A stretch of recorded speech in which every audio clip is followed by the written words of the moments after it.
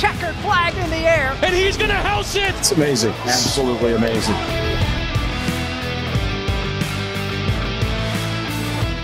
Brian Twining, we are back. NASCAR season is here.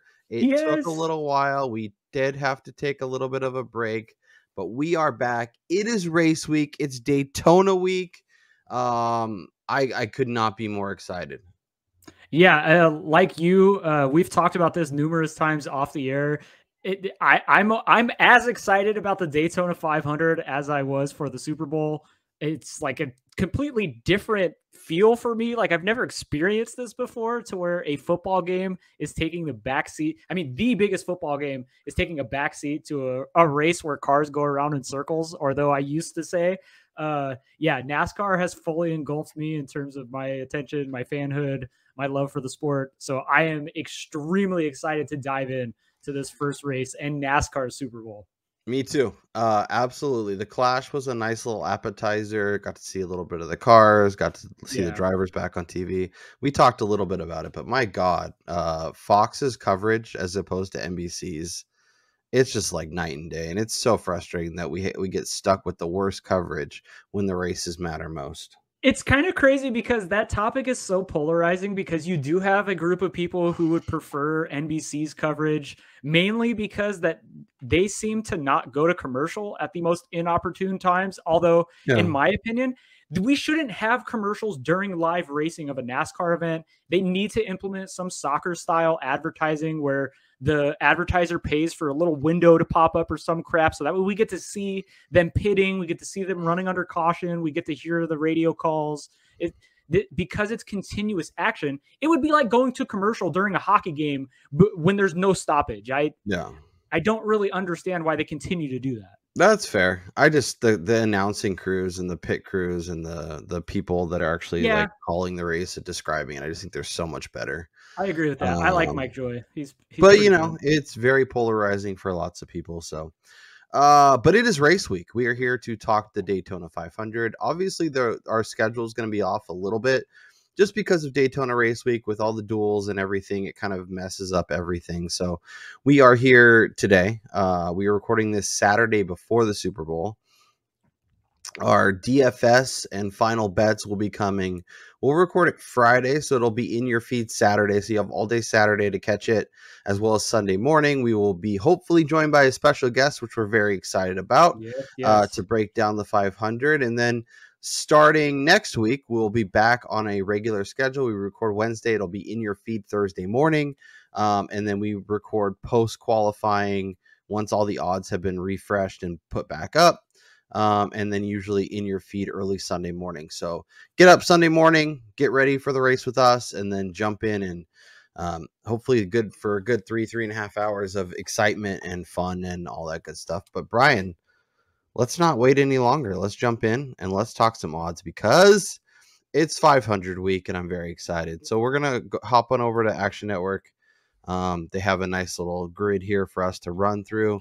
We got Caesars, we got DraftKings, we got FanDuel, we got BetRivers. Obviously, PointsBet and other sites have odds too. So if we find good numbers there, we will definitely let you know, and we'll try and be better about letting you know where we're finding the numbers this year, just so you can go out if you have access to that book and pick it up yourself. Or because you guys are more than likely in a much better spot than Kyle and I, living in California, where none of these sports books are actually available to us. Yes, exactly. So it's usually a venture across borders if we want to make some real wager bets. So we'll start at the top. Denny Hamlin is short as 10-1, as long as 14-1. So once again, a good reminder of why you need to shop it if you have access to multiple books. Shouts to FanDuel for hanging a nice number. Chase Elliott, Ryan Blaney, Kyle Larson, and Joey Logano make up the top 5. Brian, we've talked a little bit about it, but it's really hard at the 500 to bet favorites, even when we're getting a little bit better number, because obviously there's going to be races throughout the season where Chase Elliott's just going to be your guy, and he's going to be 4-1 or 5-1, and it's going to be really hard to get to him there too. But the 500 is its own animal. Craziness happens. Madness will ensue. So, but I guess if you're betting at the top, which of these numbers is most interesting to you? Like Larson at 14 and Denny at 14 are probably your longest. You can get a 16 on Logano. But I guess if you had to bet in this kind of range, who is the driver that jumps out the most to you? Yeah, this is going to come to no surprise of anybody, but it's going to be Ryan Blaney. Like, Yeah. I'm on the Blaney train for him to rebound this year. I mean, we saw it last year during the 500. All he needed was a little bit more aggression and maybe to be a little bit of an asshole, and he would have taken home this race last year. Yep. Instead, he let rookie Austin Cindric take the cake. Blaney is one of the best super speedway drivers that we have in terms of maneuvering via the draft and knowing when to make the move. You won't get a bigger number than what we're seeing on any of these guys at any other type of race, unless it's Talladega or perhaps the newly redesigned Atlanta again. Yep. But it's hard going to the top of the board. So for me, it's going to be, I'm going to pick one of these guys and go like a unit play on them. And then, spatter the rest of my bets with guys further down the board. I don't think it'd be smart to say, take 2 or 3 of these favorites here, because more than likely a couple of these guys are going to wind up in the big one or perhaps even wrecking early on in the day. And then your bet is completely ruined. Yep. Blaney would be my pick as well. I do want to thank Ryan for getting out of the way and letting Cindric win. It helped us cash our Austin Cindric over 0.5 wins. Yeah, in the first week. Limited the sweat. You gotta love that when one of your season longs cash in week 1. But true, Blaney was incredible. It really feels like he's either gonna win a ton of races and having a monster season, or he's gonna be really frustrating. But last year at the combination of Atlanta, Talladega, and Daytona, he had a 2nd, he had a 4th, and he had a 5th. So obviously runs really well on super speedway in the new car, which is good to see. Yep. A lot of impressive performances. He had a couple stage wins, so like he was really strong. 4 of his 6 races, he had a driver rating over 100. So those are things that if I'm going to the top of the board, that's probably where I'm going, and Blaney makes the most sense. We'll review our cards. We each have a couple bets on there right now, but I haven't added Blaney to my rotation yet. We'll go to the next group, and we'll start with Kyle Busch, 14, 15. Ross Chastain as low as shouts to what's that, FanDuel, hooking us up with a 22-1. So if you like Ross Chastain and you have access to FanDuel, that's the spot. That's a number bet for sure. I think I'm just going to add that right now. That's a great play, especially when you're looking at the type of driver that he is. I mean, even though he obviously he doesn't have a win here at Daytona, but in terms of the type of driving that we're going to see at these kinds of races, it requires somebody to have a screw loose. And clearly Ross Chastain fits that mold to a T. So at 22-1, that's an incredible number. Yeah, that's sometimes, we'll make bets based on expectations, and other times we'll make bets based on, let's see, how do I do this? Based on just like numbers. Like if the number presents value, like it's really hard to pass it up. So Ross Chastain makes the card. Exactly. And we're not advocating for like going multiple unit wager here. It's more so like going with, a small bet on a number that has a huge potential payout, especially when it's deviating this much. I mean, it's 6 unit difference on the juice here. Like that's huge. Yeah. It's massive. So he is on the card at 22-1. The other guy on the card in this range is William Byron.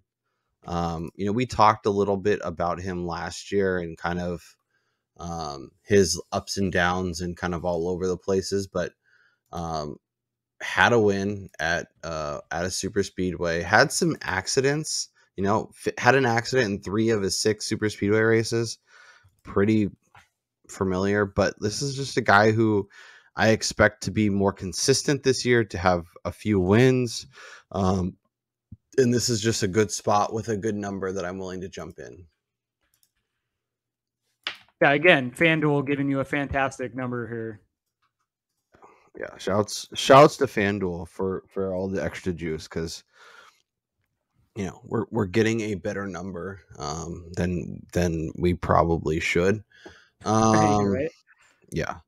Bubba Wallace, incredibly compelling at 17 Oh or yeah. 18 to 1. Had an amazing season. Obviously took step forward on other styles of tracks, and I think it'll be interesting to see how sports books price him at places where he might be a little bit more consistent, a little bit better. Obviously 2311 continues to make strides. Bringing in one of these next guys, Tyler Reddick, who's sitting at about 20 or 22. Really, really interesting. Wow. Shouts to FanDuel, my man, because my gosh. Yeah, I Austin wanted to hit Cindric. on. Go ahead. Yeah, I was just going to say with Bubba Wallace, something else that's really important to keep in mind when you're talking about super speedway racing is being able to actually finish the race, Yeah. upright here. And Bubba Wallace is one of only 4 drivers over the last 10 trips to Daytona to finish or to be running at the finish in 8 or more of the last 10. So, I mean, that's something also to look at. Bubba has I believe it's like the third best average finish at Daytona over the last 10 races. Bubba's win came at Talladega a couple of years ago. He's always running near the front here. The Toyotas look strong last year at the Daytona 500. They seem to have this kind of dialed in, considering Denny Hamlin, who is his car owner, is one of the best, if not the best super speedway driver kind of in this generation, or so people consider him. So Bubba at 18 to 1, I feel like is a number that's too long. He should be more along the lines of like 14, maybe 15 to 1, at its longest. And I think practice and qualifying, or in this case this year, qualifying, will really highlight the type of speed that he could bring to the track here. And this number is probably going to get lower after qualifying. Yeah, and we'll look into it here in a minute, but I'm just thinking, like, if you like Denny Hamlin and Bubba Wallace, Christopher Bell, like, there is an odd number that for a Toyota to win the 500, Yep. that's a little bit longer than Ford and Chevy, and obviously they have less potential outcomes, but they have a few guys that are going to be really interesting, really competitive, so you're kind of betting on one of them to win, and I don't think that's a bad bet in the slightest. Cindric 25 to 1 is on the card. Obviously got the win last year. This is a guy who has done traditionally really well in the super speedways, has a third, a first, and another third, and then a ninth. So 4 of his 6 top 10, 3 of his 6 top 5. I expect to see him take another step forward after an impressive rookie season. I think he can potentially win this week, and I'm gonna put some real dollars on that. Yeah, Cindric, I mean, he really popped last year at super speedways, and 25 to 1 for the defending Daytona 500 champ is a really good number. It's just hard to go back to the well with him, knowing that it's extremely difficult to repeat in any race or in back-to-back weeks, but in particular at the 500. I mean, I think Denny's the last guy to do it. Seeing him find victory lane again this next Sunday is probably highly unlikely, but the number invites a wager. Yeah, for sure. And my goal, like, honestly, I want if I have a feeling that you will be in that conversation towards the end because of the way stuff happens and because of the madness, like, I just want to give myself a few horses in the race. So no matter how it pops off, I have somebody sitting in victory lane. And I think Cindric can put himself in place to be in the conversation for one of the top 3, top 5 type spots. And obviously we can look at placement points here in a second. But in terms of outrights, he's very interesting to me. Let me fix that. Okay. Christopher Bell, 25, 30, depending on where you look. Kevin Harvick, very similar. Alex Bowman, very similar. Martin Truex obviously won the Clash. Not traditionally a guy that does well at super speedways, but did show up a little bit last year, when we weren't really expecting it. So I guess, do you think Truex is somebody who figured something out based on the new car, or do you think it was kind of a blip and randomness? after last year? Where are you at with Truex heading into this race? As somebody who's not traditionally great at super speedways, I No. think there's definitely something uh, unleashed in Martin Truex Jr. that we saw during the Clash race. We've seen multiple reports of him coming out this year and basically just saying like "F all you people," it's angry Martin Truex time, which that's fantastic for this this race. And if you're going to get a number at 30-1 from DK for a Toyota driver who is in the same garage as a Denny Hamlin, who's driving the same manufacturer as a Bubba Wallace, two of the favorites to take home this race, I think Truex, who's on his way out at the end of this year, more than likely, is somebody that could sneak in there and, be inside the top 10 coming 3 to go. And he's the one that avoids the wreck and winds up winning. Yeah. And honestly, like, you want a little FU to the 500 because you can be a little helpful and then all of a sudden you're caught up in the mess. Last year in 6 super speedway type races, which is obviously Talladega, Daytona, and the new Atlanta, he had a 5th, an 8th, a 13th, and an 11th. So 5 of his 6 races finished in the top 15. 3 of them finished in the top 10 with a 1 top 5. So had some much better results for a guy that traditionally doesn't do super great here. And it was good to see him kind of pop up and perform and kind of figure some stuff out. So maybe the new car kind of kept him around for another year and he's ready to make good on some of those improvements. So I think this is where things get interesting. These are names that people kind of gravitate towards as you kind of head towards the mid-pack drivers. Austin Dillon at 30, Chase Briscoe at 30, as high as 40 at FanDuel, Ricky Stenhouse Jr. 30, 40, and then Eric Jones at 30 and 33. It's very interesting. Of the 4 names that are kind of here, is there one jumping out for you? I mean, it's not sexy, but Austin Dillon, I mean, he won the summer race at Daytona. He has a Daytona 500 under his belt before. The RCR team seems to be rejuvenated with Kyle Busch there. It'll be interesting to see how that actually affects Dillon. Maybe it actually excels his driving and we see a little bit better of a season out of Dillon here. For somebody that's had as much success as he has had at Daytona or Talladega, just at super speedways in general, I think the 30-1 number, again, he's somebody that should probably be more along the lines of what DK has, that 22 to 25 to 1 number. So 30-1 is a great spot. Eric Jones is the name for me. Obviously, we're not getting the 50-1 that we used to get. It's sad. In previous seasons, but last year he had a 6th, and a 4th in super speedway races. Also had 2 top 20s. This is just a guy who knows how to drive really well in this style. He obviously does really well in the Michigan 2-mile too. So this is just if you're picking horses for courses, Eric Jones is one of the names that jumps out to me. So he is the 3rd name. I guess the 4th name on my card. So as we sit here now, Austin Cindric at 25, William Byron at 19, Eric Jones at 33, and then added Ross Chastain at 22. So those are my 4 outrights to win the 500. Brian is putting Blaney on there now. Yeah, I'll add Blaney. I have to. Yeah, I think it's a good bet, honestly. Like I know it's not, as long as we traditionally like at a place where so much randomness happens, but it makes sense. You do still have 2 names on your card that could make some sense as we transfer into the kind of closer to 40-1 range. We got Daniel Suarez, Christopher Buescher, Ryan Preece, who looked really good in the Clash and I think has had some juice pushing his number. I think he opened at like 50 to 1 or something for the 500. And back then we had even advised if you could get that good of a number, jump on it for a small unit because he's good at super speedways. Michael McDowell, 35-40, and Almirola at similar range. Go ahead and talk about your next bet.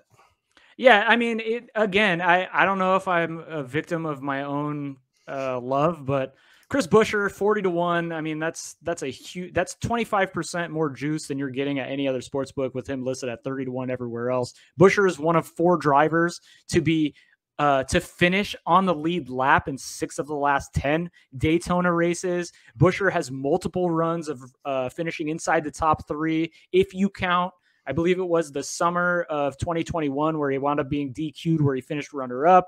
RFK looked fantastic at the 500 last year after doing the exact same thing they did at the Clash by not even making it into the main event. I expect more of the same this year. I think with them coming into their second full season with RFK, I think that they should be a little bit more prepared, bring a little bit more speed than we saw last year. And at 40-1, that number is far too long to pass up for a guy that's as good as he's been, no matter what the finishing results say. Yeah, no, and that's a good point. I think that's why I think it's really important, especially at a super speedway race, to look at how do they perform in stage 1, stage 2. You know, are they consistently running into luck, or are they consistently making dumb decisions? You know, whether are you William Byron, who's having maybe some accident problems, or are you Ricky Stenhouse, who may be causing all of the accident problems? You know, you got to figure out which end of the spectrum you lay on. So I would say Buescher is much more on the Byron side. Interesting names as we keep scrolling down. We got Ty Gibbs as long as 50, as short as 25, which is, I mean, a spectrum. Obviously, we're interested to see how some of these young guys perform. Jimmy Johnson, obviously a short number just because he's a legend and people want to bet the name Jimmy Johnson, but it's like betting Tiger Woods at a golf tournament. Like, he's probably not going to win, but it's kind of fun to have on your card. The next guy, AJ Allmendinger, full year of the Dinger. And Brian is on board. Talk to me about him. Yeah, so Dinger, prior to leaving the Cup Series full-time from 2017 to 2018, I think he had 3 top 10 finishes at Daytona. He's actually been fantastic in the Xfinity Series at super speedways, finishing inside the top 5, I think in like 4 of the last 6 at Daytona. Dinger is somebody who, coming into this year with a full-time ride with Colleague Racing, is not going to be as stressed out in terms of protecting his finishing spot. He's going to be able to put pedal to the metal here and, you know, make some risky moves. And he's a guy who's likely probably going to start, I would assume, you know, middle of the pack, maybe in that 20 range. But those are the guys that wind up popping towards the end, because if they can avoid the early wreck and just stay in the pack, you know, maybe they kind of sneak up on people late in the race. And Dinger at 50-1, you know, just a quarter unit, and you're taking home, you know, 12 units here. So I think that the number for me makes me want to bet it. Yeah, for sure. I'm probably not going to get involved from a race win perspective in this area, but I do like we'll obviously talk DraftKings. Yeah. When everything is said and done, but like Noah Gragson, Justin Haley, Harrison Burton, like I could see myself kind of landing on Corey LaJoie, ending up with a lot of these guys in DraftKings and Todd Gilliland. Maybe we'll look at some top 10 bets for some of these guys. Any other outrights you want to hit on before we look at top 10s and some matchups and some other stuff? Hey, I mean, if you want to go with a 10th of a unit play, there's no better person than Corey LaJoie. Mm-hmm. Just, you know, banking on somebody who he showed it last year before wrecking during the summer. He's a guy who is kind of pegged as a super speedway type driver who, you know, he likes this type of racing. And why not root for the guy? Like, he's such a likable driver that why wouldn't you want to have extra incentive to root for him? If I had to put money on like 100-1 guy, I think he would be the option. The other fun thing is, if you don't want to bet, if you just want to have some lottery tickets, like just take Corey LaJoie, Todd Gilliland, maybe Ty Dillon, and like Harrison Burton and Justin Haley, and put like $5 on all of them, and just see if you luck box into a winner. Because we saw last year, and obviously, you know, every year is a little bit different, but you know, all of the guys that are traditionally back of the pack guys were up in the top 5. So, you know, things can get loose here. They can get wild. If you can keep all 4 tires on the track, you have a good chance at finishing strong. So if you want some options, that is a way to go. Let's go top 10 market and look at some names. Obviously, a lot of risk involved if you're messing up at the top of the board. Ryan Blaney, Chase Elliott, Denny Hamlin, Kyle Larson, like all these guys they're the best among the best, and obviously they're priced accordingly. Like normally a top 10 bet on these guys would be minus 300, minus 400. So to get them anywhere near even money feels like a win. But Daytona is wild, so be ready for some madness to occur. And don't go put your life savings on Chase Elliott to top 10, even though it feels like a quote unquote lock. So we can look at some of these. Obviously, some of these names: William Byron, Ty Dillon's plus 125 for some reason at FanDuel. Maybe that's off. I don't know. He's the 5-1 number feels a lot more realistic. Wait, Ty Dillon is at FanDuel? That's what it says. Okay, so since he popped up early, I was going to save this for a little bit later as we went down further along the board here. But so I actually bet him at our favorite offshore at 5-1, the top 10 here, mainly for this little tidbit that I found. So the number 77 Spire Motorsport car has finished no worse than 16th over the last 5 trips to Daytona. No matter who the driver was, Ross Chastain, Jamie McMurray, or I forget who the other guy. Oh, Landon Castle as well. They had an average finish of 12.2 at super speedways last year. And now Ty Dillon jumps into this car who has an average finish of 8.6 at Daytona when he's not wrecking,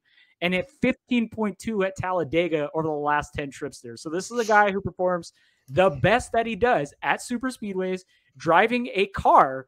And I don't know if you believe in coincidences or luck or anything like that. A car number that seems to perform extremely well at this track type. And I think that Ty Dillon could surprise. And if you like Corey LaJoie, who performs well at super speedways as well, Spire may just be one of those teams that sets their cars up a lot better for this type of track. And I think that 5-1 or whatever you can get it here, 5 whatever at Bet Rivers is a great spot for a top 10 at a super speedway. Don't twist my arm. I'm in. Let's go. Let's go. I know I probably did this last year, and I think he finished 11th or something like that. So I was kind of disappointed there, but he seems to be there all the time as long as he doesn't wreck, which of course is the story of everybody at a super speedway. Yeah, I like it. I'm in, Brian. Let's go. It is interesting that FanDuel has that number so low right there. And to me, they might have a little bit of a sharper maker for NASCAR, or maybe somebody doesn't realize that he's not driving for, what was he driving last year? The 42 for Petty GMS, and he's now in Fire, but yeah. Kyle Busch, Ross Chastain, Brad Keselowski, Cindric at plus 150 is fine. Reddick's fine. I think the fun starts when you get real low. So let's see if we can find some crazy numbers on guys. Michael McDowell at 2-1, I think is fun. Justin Haley. See, they're not even giving you like real good numbers, like a 4-1 or a 5-1. You really have to like Gilliland, 5-1. Yeah, this sucks. So I actually have 2 that I added in addition to that one. So the first one is going to be the Ryan Preece number at plus 205. I know it's extremely short, but again, Preece is the kind of guy, I mean, he showed it at the Clash that he's probably a step up in driver that Cole Custer is. And although the number isn't exactly what you want to see at a super speedway, I think Preece has a history to say that he drives well at these tracks. And then if I have Allmendinger on an outright at 50-1, I'm going to bet that top 10 at plus 255. And I just went back to double check my numbers. And the last 4 Cup Series Daytona events he ran, he finished inside the top 10. So Dinger is a guy who he has the history here at this level of racing. He's performed extremely well at these tracks in the Xfinity series. So I think Dinger is somebody who's really going to pop early on the season. So get on the number now before the books start to adjust. I like that call. I will be actually adding one more. I am going to add Mr. Martin Truex. We talked a little bit about him. He's 2-1 to top 10. I'm in on that. I think he figured some stuff out. I think he's going to be interesting. I do have a little bit of concern that maybe he gets a little aggressive at the end and that ends up costing him, but Daytona is a ticking time bomb. It will go off multiple times throughout the race, so I'm not going to back off it just because I'm a little worried about that. Yeah. McDowell's interesting. I always, like you, Brian, I find myself gravitating towards similar names. Almirola is one of them. I just don't think that's it. Austin Dillon plus 230. I'm actually going to add that too. We talked about his success. I'm curious to see, kind of what that looks like with Kyle Busch as his teammate, if that actually makes a big difference and he can kind of pick up some stuff and they figure stuff out together. So, Austin Dillon at plus 230, I think is a solid bet as well. And of course, our cards are already I was say it's the 500. We did this last year where we got ourselves into a little bit of hole by spraying the board, but I think we're going to be better as a whole. But I think if there is one place to kind of get a little more aggressive, because of potential outcomes, I think it is the 500. Yeah, and then NASCAR. I was just gonna say, so there's one more guy that I think is a decent dart throw here. Okay. I don't know if it's necessarily at the top 10 number because it's super short, but Austin Hill, I believe he won one of the 2 Daytona races in the Xfinity Series last year. He's driving the number 62 this year, in which Noah Gragson, I think, placed inside the top 10 in one of the 2 Daytona races last year. Hill went from being somebody who wasn't even competitive at super speedways to last year being one of the best drivers there in terms of running near the front all race in the Xfinity Series. So I think he's somebody who could sneak up, especially if you're looking down lower on the board, if you're just trying to have fun with the race and get a longer shot to potentially top 10. I think he's somebody to consider. Yeah, I think that's a great call. I think it's a good name to remember when we talk DraftKings, because I think there is potential. Is there top 20 numbers? No, there's not. No, unfortunately, nobody is going to bring back the top 20 numbers if they want to continue making money at a sports book, because like our favorite guy, Corey LaJoie, every single week, he was given plus money to top 20, plus 105, and he was doing it almost every single race we were betting him. So nobody's going back to that. As of recording, Bet Rivers is the only one with matchups. But I'm sure lots of other books will pop up and kind of provide some options. So we'll run over the names that they have. If there is matchups, obviously we'll go over some of them on Saturday once everything's kind of finalized.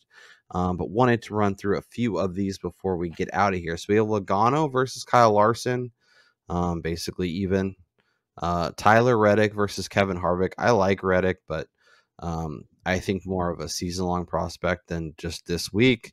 Bubba at minus 109 over Kyle Busch, I think is really interesting. Slight underdog there. I think that's a decent number. Blaney versus Elliott, not touching that. My bet of the year is Michael McDowell minus over Ricky Stenhouse. I'm not really. The first race of the season, baby. I didn't realize that it would come so fast, but here we are. It's that one should be more similar to what we were seeing in the last few races of the playoffs last year, where certain guys were like minus 160 and the other driver was plus 150. Like Michael McDowell is. I don't know why people seem to not recognize how good this guy has been at super speedways, how much he elevated his driving last year. He was somebody that we attacked multiple times, and which paid off tremendously against Ricky Spinhouse Jr. or Recky Stenhouse, as some people call him. Like, he can't even keep the car on track, let alone finish the damn race. Like, there's no way, unless McDowell gets caught up in a wreck, which is definitely a possibility, but in a vacuum, this is not even close. Yeah, Recky last year finished 31st, 28th, 20th, 30th, and 22nd in all 6 super speedways. And especially down the stretch, he was just a mess. Like, he couldn't even finish the races, I feel like, for the last month and a half. So that is my bet of the year. I know it is only February, but I love it, and I'm all in. Truex versus Briscoe. I like Truex, but I don't know. I mean, I also think Briscoe is kind of interesting. Eric Jones, I like a lot, but against Priest, I'm not really to take that. I'm waiting for DraftKings and some of these to move the numbers and for us to give plus value on some of these guys, because Yeah, that was one of the strategies that we employed last year. Was we exactly. found a guy who was he was like plus 250. And the way, obviously there's guys that traditionally do much better at certain tracks, but wheels fall off. Stuff happens in the pits. People have issues. It's just I'm gonna take that plus money, and it worked out really well. So Well, and then it's also interesting to see the different juice at different sports books. Like, yeah, okay, this is one of my favorite matchups of the week. Again, it's Austin squared here. Last year there was a race that I attacked from both angles with two different sports books laying a different favorite, and so I was guaranteed a profitable wager on here, just maneuvering the units. But I think that that's a spot right there where you could potentially get on somebody else posts Austin Cindric at maybe minus 102, yeah. like. So Or I'm or Austin Dillon qualifies in the top 10 or top exactly. 5, and all of a sudden Cindric's plus 180 or plus 130, And then you just and go back to the well with Cindric. Like, exactly. so If you, I'm going to add Dillon over Cindric I like it. because in terms of like skill level at these super speedways, I think it's pretty comparable. And especially Dillon has a lot more history at these tracks in the upper division. So at Yep. minus 104, that's probably the best kind of juice you're going to get on a matchup, unfortunately, where these should be even most times. And hoping, like you just said, that as we get closer to qualifying or maybe post qualifying, numbers get posted that are in Cindric's favor, and then just go back to the market with a Cindric over Dillon. Yep. We will be posting stuff as bets come up if things are interesting to us. So make sure if you're on Twitter at Notorious KRO, at Brian_Twining, we will try and post bets we like. If we find good numbers, we'll try and give you information as they come available. We'll also, circle back. So if you guys find bets that you like for the 500, drop them in the comments. Yes. We'll come back and we'll chat it up there as well. As well as, just kind of, the prep never stops. So we have qualifying, we have the duels, like there's going to be numbers posted in between. You got to be ready to jump on them to find value and to attack. So, Brian Twining, should we just recap our betting card and get the hell out of here? Yeah, let's recap the far too early, Far big too Daytona early. 500 betting But card. it's simply the best. As a quick reminder, if you are enjoying the content, make sure you hit the thumbs up. If you are going to be riding with us all season, hit the subscribe. So as soon as the content's ready, you'll get a notification. You can go check it out, get the best of the number, get ready for races. That's what we're going to be here for all season. We will be using our tracker to track all the bets, so that will be good. I feel like we also recorded we did a season long bets show. So we did our picks for the final four and for all and kind of just general thoughts. So make sure you go back and check that out. I'll Little leave the link. spicy takes in there too. I'll leave the link in the comments. We're also going to record a prop bets show, which shouts to Bet Rivers, has some odds for finishing in the top 4 of the playoff, has some head-to-head season-long matchups. So we're going to record that after this, but this will come out after that, if that makes any sense. But before we sit, with all that said and done, let's recap our card. Let's give our people the best bet for the 500. Once again, we will be back in your feed Saturday morning for all of the DraftKings, all of the bets, all of the stuff. So make sure you are subscribed so you get that as soon as it is possible. But let's go over it. So I have 4 outrights as we sit here a week out, basically. Austin Cindric, 25-1 at FanDuel. William Byron, 19-1 at FanDuel. Eric Jones, 33-1 at BetMGM. And Ross Chastain, because of that number, at 22 at FanDuel. I just put a unit on each. Fingers crossed. Let's hit a winner. Let's build that bankroll. Let's keep it going. I have 3 top 10s as we sit here today. Ty Dillon, thanks to Brian, at 5-1. At our bet Rivers. Martin Truex, top 10 at 2-1. I put 2 units on that. And then Austin Dillon plus 230 at at FanDuel for 1 unit. And as you can see, my best bet for the Daytona 500 as we sit here on Saturday, Ryan McDowell. I'm stuck in dynasty mode. Michael McDowell over Ricky Stenhouse at Bet Rivers -114. I'm putting 5 units on that, Brian. I am ready to spray the effing board. Let's go. Yeah, so to start off my betting card, I'm gonna try to keep it even keeled and not cut get to crazy set here, next Saturday when the board all you can see. Oh yeah, this will be multiple cells larger by the time the race drops green on Sunday. So for my outrights right now, I got Chris Buescher at FanDuel at 40-1 just for a quarter unit. AJ Allmendinger also at FanDuel at 50-1 for a quarter unit. And then I am going to go Ryan Blaney. You take your pick, whatever sports book. He's 12-1 across the board. I'm going to lay a unit on that. And then for my top 10s, a couple of long shots here who, I mean, ideally you would get these numbers a lot bigger any other race, but Ryan Preece, top 10 over at Bet Rivers at +205 for a unit. Allmendinger also at Bet Rivers at +255 for a unit. Ty Dillon, the top 10 at Bet Rivers at 5-1 for a half a unit right now. And then Austin Dillon over Austin Cindric at Bet Rivers because the juice says so at -104. I'm going to go 2 units on that with the hope that I can come back to the market and bet Austin Cindric at maybe plus money or, you know, a similar juice here to guarantee myself a profit. Yeah, and even if not, that's still a good number on a driver that you trust at super speedway. Oh, yeah. So I think it makes a hell of a lot of sense. Brian Twining, it is great to be back. We were for a long, fun season. We will hopefully make it. We're for sure going to at least 1 or 2 races. Try and make it to a few more NASCAR. If you want to send us, we would be very happy to go. Thanks for hopefully you guys are ready for a long, fun season. Make sure you get in the comments. We will try and chat it up as much as possible. That is Brian Twining. I am Kyle Robert. Enjoy the races, and we'll talk to you next time.